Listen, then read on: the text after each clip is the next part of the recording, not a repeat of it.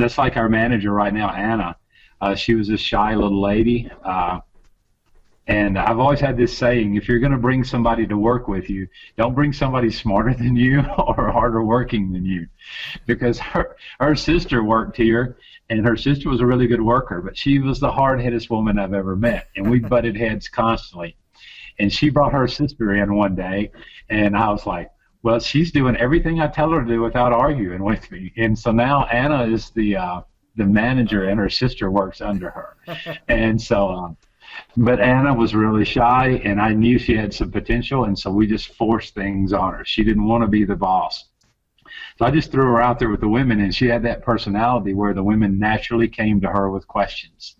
And she had a mothering instinct about her. And so I've got 22 ladies here, and every one of them just naturally go to Anna and ask her questions or take her guidance, and she's just and so we're hoping when the NGO starts. That's not given, but it's the leadership that's taken that just naturally comes up. That's the type of leader that you want in your business, somebody who's just going to naturally gravitate to that role, whether they have the title or not. So that's awesome. That's awesome. Yeah, the title scares her. Yeah. But so I quit calling her manager and just let her manage, There you go. And so that's what it's about. When people come over, she wears her little shirt that says manager on it. But the rest of the time, she just comes, she looks like the regular workers, and she's a very humble lady. And so, she's worked out really well for us. And I've, every once in a while you have somebody that'll just ask you a question that makes you think. This girl the other day just pointed to the fresh roast and said, "What is that? What does it do?" And so I drug up a chair and set her butt down, and we roasted some coffee, Yeah. And so she was fascinated by it. And so a couple mornings this last week, everybody else went on vacation, and she said, I need to get some work, And so she's been here, and we've roasted a couple coffees and drank some coffee and let her do a cupping. And so we're hoping that maybe she, she's a single lady with a couple kids, and she's only like 23. So a lot of times they see, there's an opportunity, and I want to try to get it. And so we're hoping that she's one of those also. But mainly here, it's a male-dominated society. And so we're having to be careful because, if a lady gets to the point where she's making more money than her husband, then that's definitely going to change the dynamic in the house, Mm-hmm. And so they're used to the women staying home. And I pray that Alexander, never says, I want you in the house, and and Anna has to quit her job or anything. But because I worried about that a couple times when she hurt her knee, and she was saying, well, we need to walk less. So my solution was, let's give her a bus fare. Yeah. Keep her coming in here because she keeps the place running. Yeah. One of the things, one of the big questions that's always a touchy subject. You ask about how the industry could change or should change. Our coffee is not sold on a realistic market. It's not sold on the New York Stock Exchange. With almost 90% of our customers are buying our coffee because they want to support a cause. They're wanting to do something, and they're wanting to make something. If you think, and I'm not trying to brag or tell you how much money I have, but if you look from the fact that if my coffee sells for about $4 a pound, but my investment is around $350,000. And then when I talk to a roaster who has an investment of, let's say, $50,000 to $100,000, and his rice ranges from my $4 to $15 or $20 a pound, when that guy tells me I need to come 15 cents off or of my price, that's very hard to do. Because our $350,000 was an investment. That was life savings, Yeah. It wasn't like we went to a bank and we made out this, plan and this is how we're going to repay it. This was us selling our house. This was us, doing a lot of things. And once we knew we were going to be here a little longer term, then wouldn't need to have a house in the States, And so we sold our house, and that let us, build a bigger beneficio to process coffee and things like that. But the biggest change that the industry needs to make right now, the buyers are just flocking down here because coffee's cheap, and so they can buy good coffee cheap. And then I see people, these big companies will have these guys come around to dry mills, and they're doing cuppings at the dry mill. And the dry mill is where the farmers will bring their coffee in and sell it in sherry. But when that dry mill owner sees some nice looking coffee coming in, and he spent the last 3 years cupping everybody's coffee that came through there, he's able to buy high grade coffee at market price, that $12, $13 a bag. He's able to buy it. And then these big companies come in and they buy it from him. And so he's buying 86, 87, 88 coffees at, nothing, at zero, he's not having to invest anything in the growing of a good coffee. And the farmer's not reaping any benefit from that coffee. But obviously, I had a customer call me the other day and says, I can buy your same coffee from Honduras for $3.48 delivered, by this big company. I'm like, yeah, you can, but there's no way I can compete with that. I know it cost we had one of these big companies, we called them the other day about shipping our coffee, and they were going to charge us $5,000 to ship our coffee. Wow. And then they wanted $6,000 for doing the paperwork. Wow. They wanted an additional $6,000. And he said, he said, well, this is costing me money because, people are buying your coffee instead of our coffee. He said, I'm losing commission. We got to make something. I'm like, so you're honestly wanting to charge me $6,000 just for doing the paperwork, And they do that because they know they can. Because these little farmers that are struggling and they finally figure out how to get their coffee to the States, they don't have an importer that can do it for them. I'm not an importer, so I can't import coffee into the States. So I have to have somebody, a big name company do it for me. Yeah. And they can charge what they want to charge, Last year, the company that did it charged us $6,000, and they did the paperwork and shipped the coffee. And so, that's a big difference from last year. And so we're still shopping just to find somebody to bring our coffee in. And there's no way we can ship coffee as cheap, filling the container 3/4 full, as a guy who just bought 50, just shipped 50 containers.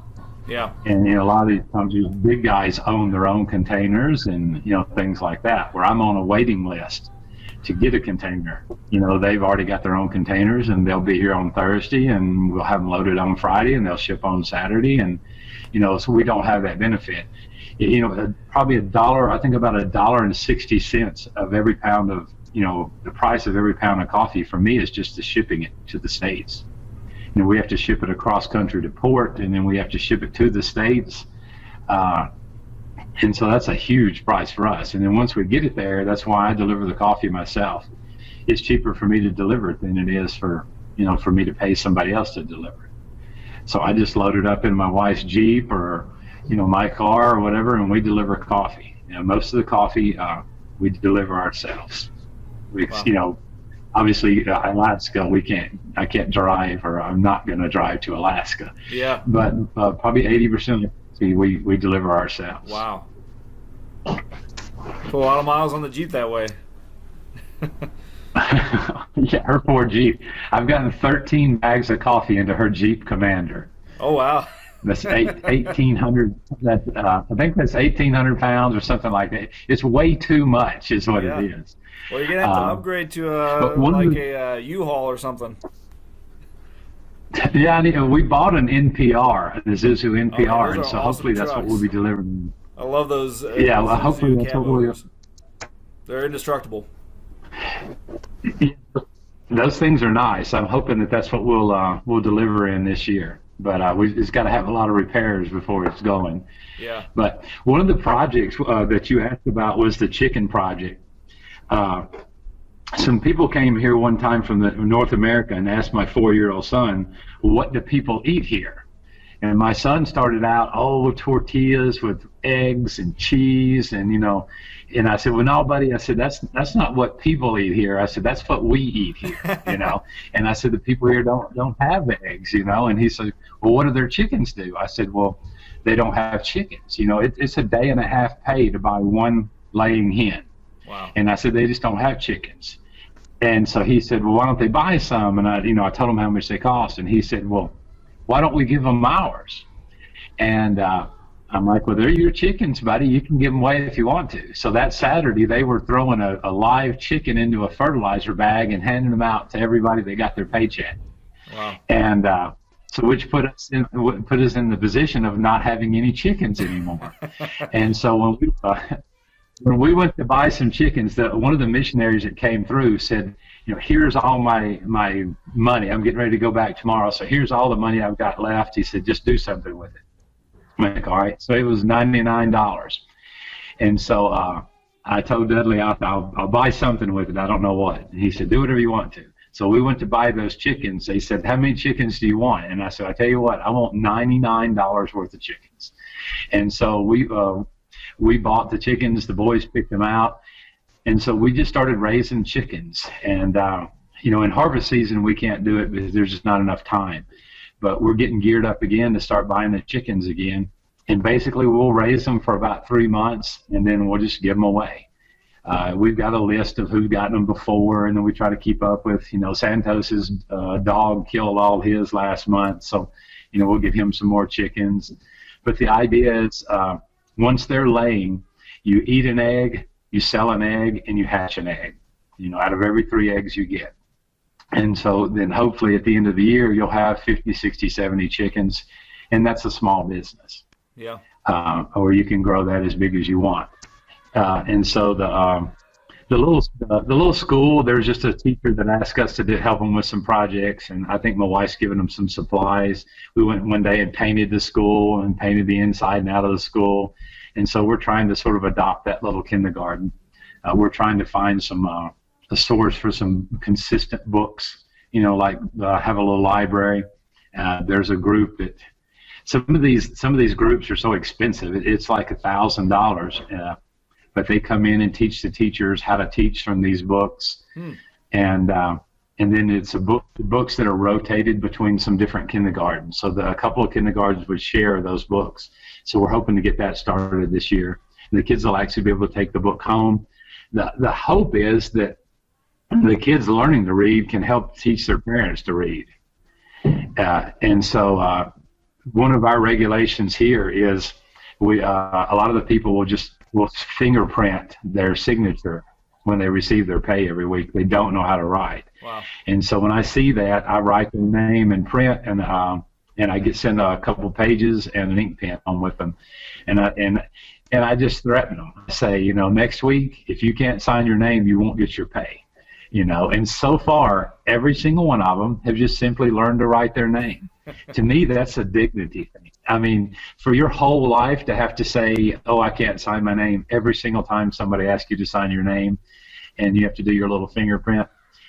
And even though I forced them to do it, now they can do it, and so they can write their name, and some of them it's prettier than others, and I said, it's like, oh, it's very ugly. And I said, just practice.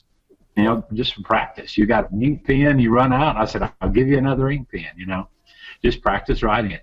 But so far, everybody has been, good-humored enough that, they went home and practiced and learned to write their name, Yeah.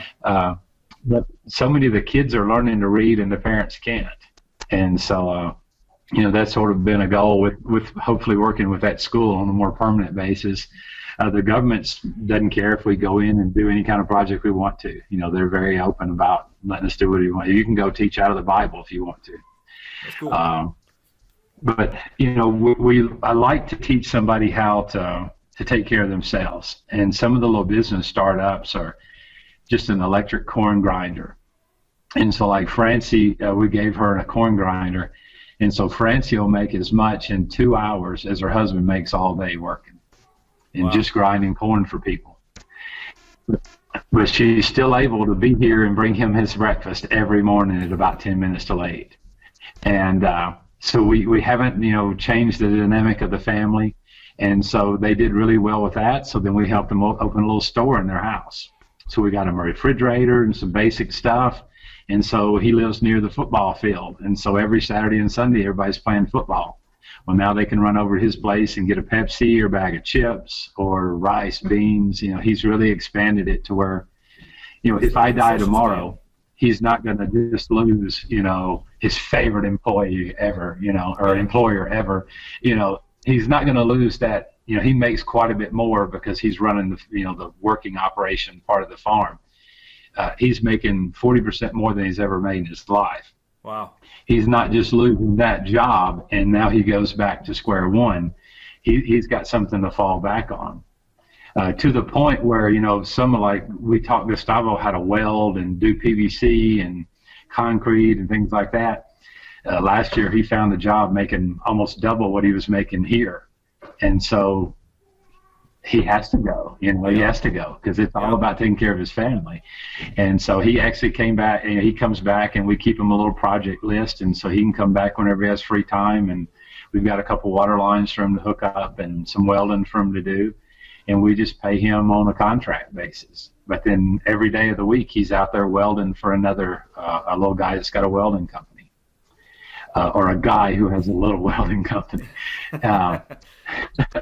You have to be careful about that because they're all shorter than you are.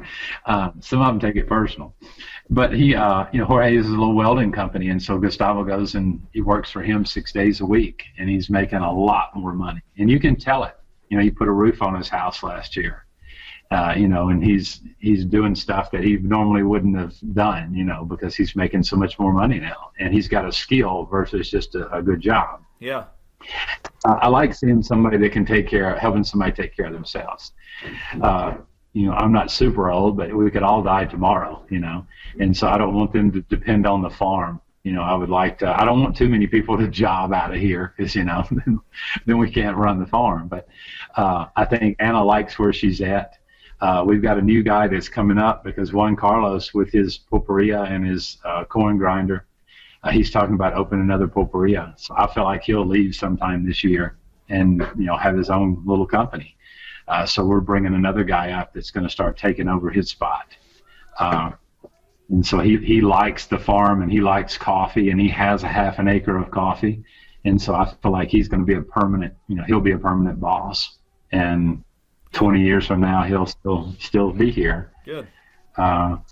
And so, we've got a couple of them that I think will be here, are lifers. And, and I know we're going long, but I asked Santos, and this is definitely one of the things that keeps you going. I asked Santos, I said, what are your goals? And I meant basic. I meant, what are you planning on doing with your coffee this year? And he said, well, my biggest hope is, and goal and hope sometimes got mistranslated. He said, my biggest hope is that my son can work for your son one day. Wow. And so, I'm hoping my kids go to college, and I think I hear some kids in the background. You're hoping they grace the college one day. Yeah, you hear them upstairs.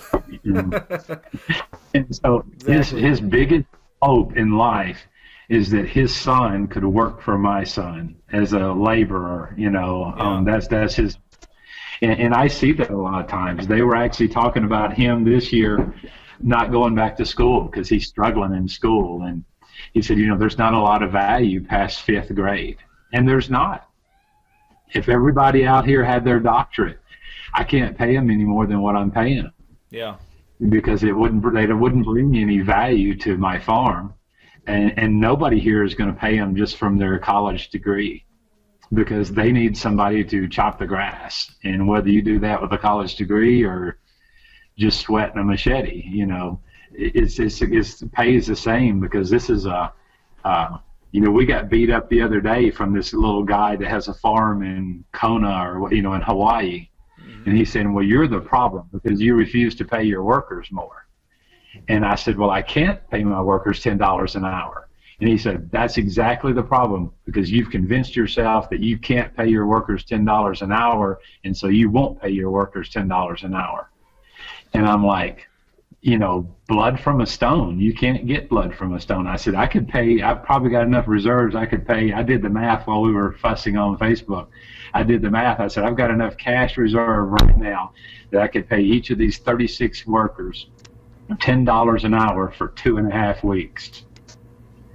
And I said, and the downside of that is I'll be broke and then they'll have no job. And I said, but the biggest atrocity is they wouldn't know what to do with that amount of money if I gave it to them.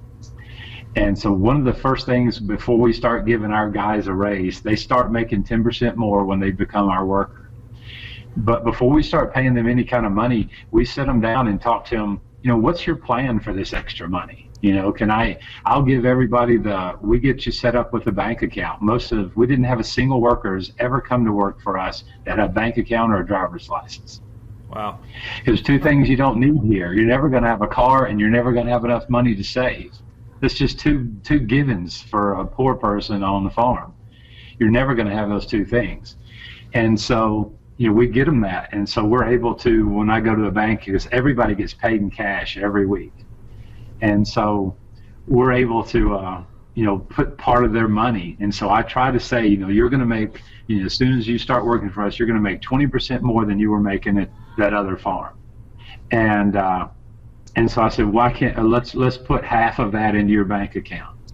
And so now you're realizing 10% more money, but you're saving something in you, and probably about, 2 or 3 of the workers actually have savings, and the rest of them just go take the money out, And so, but you do what you can do, and that's all I could do. And so I tried doing it. And some of them, will run with that, and some of them won't. But we're trying to help them, do a little bit of a savings. And we have a bank here where we've got $1,000, and Anna and Juan Carlos can loan that out to the workers, as they see fit.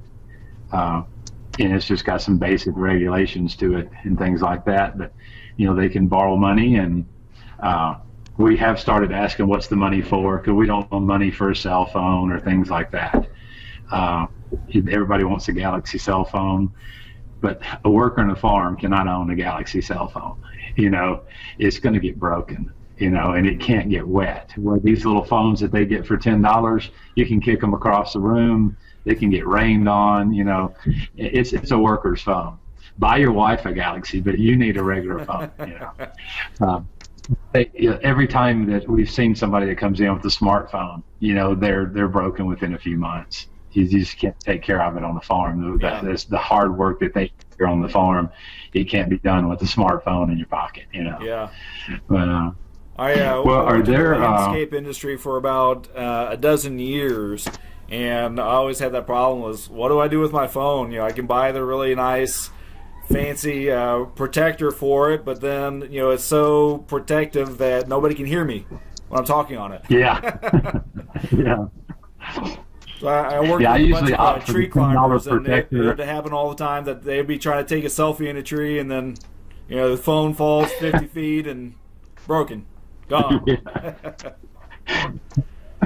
No, my guys will come in and they'll say, well, it just went black. And I'm like, did you get it wet? Yeah, but just a little bit. A little bit. I'm like, well, that's all it takes. Well, I've killed a couple of smartphones by working with in my pocket. I get so hot and sweaty in the summer that it was a little gross, but I'd sweat so much it would just fry the phone.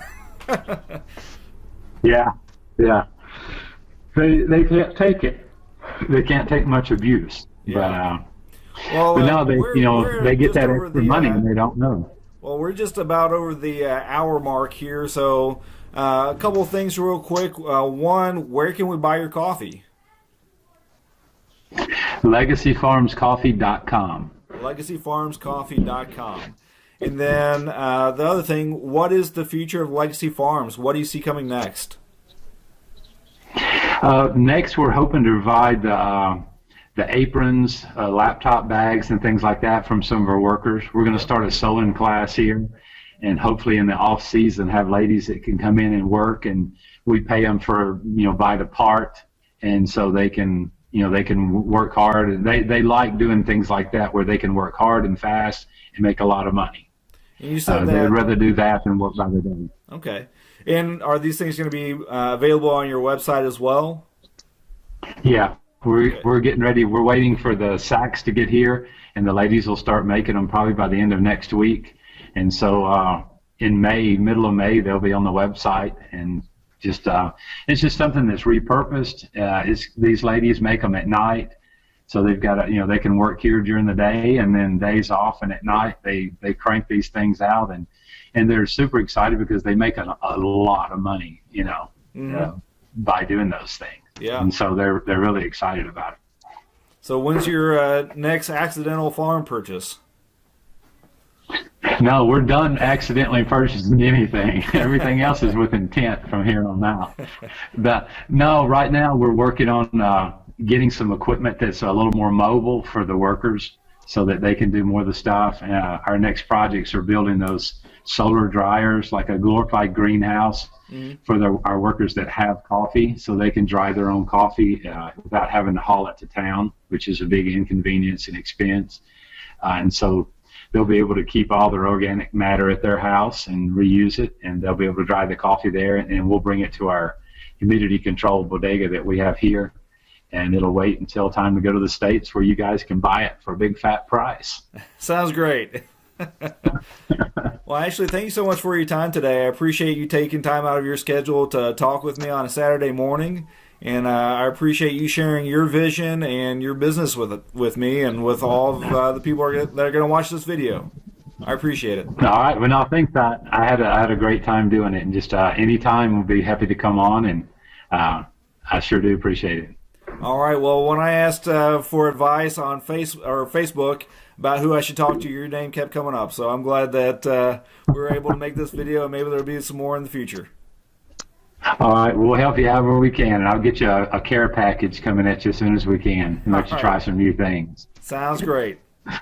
Thank you very much. We'll talk to you soon. All right, thanks a lot. Thank you.